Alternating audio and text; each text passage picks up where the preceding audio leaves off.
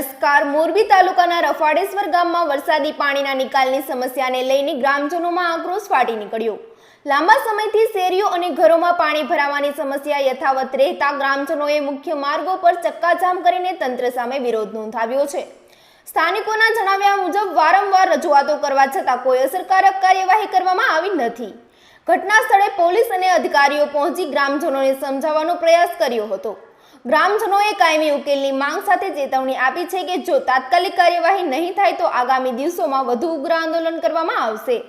વધુ સમાચાર માટે જોડાયેલા રહો આરપી ગુજરાત ન્યૂઝ રાજકોટ. સતીશ ગઢવી રફાડિયાનો રહેવાસી છું.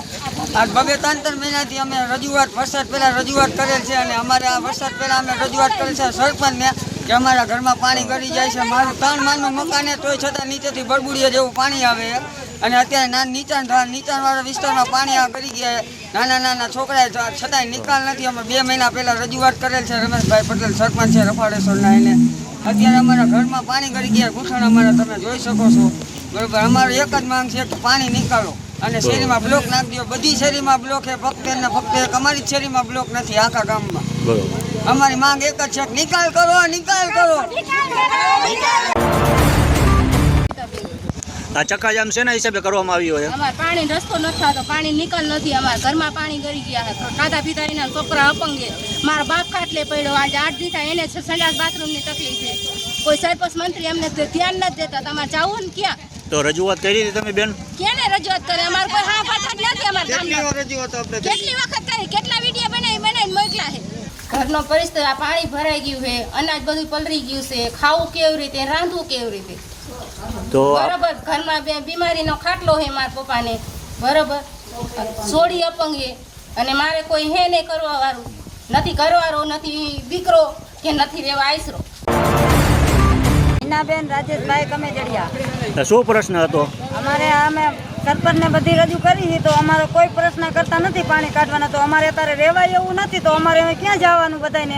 શેનું પાણી આવે છે? આ વરસાદનું બધું, ગટરનું બધું, બધી રીતના પાણી આવે છે. અમારે પાણીનો નિકાલ પાણી આવે, કોઈ જાતના પાણીનો નિકાલ જ નથી અમારે.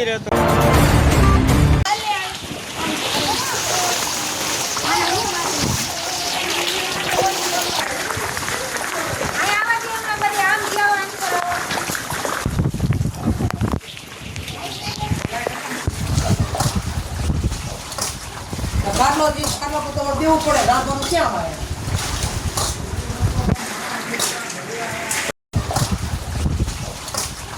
બારનો દિવસ ખાવા તો દેવું પડે, રાંધવાનું ક્યાં આવે?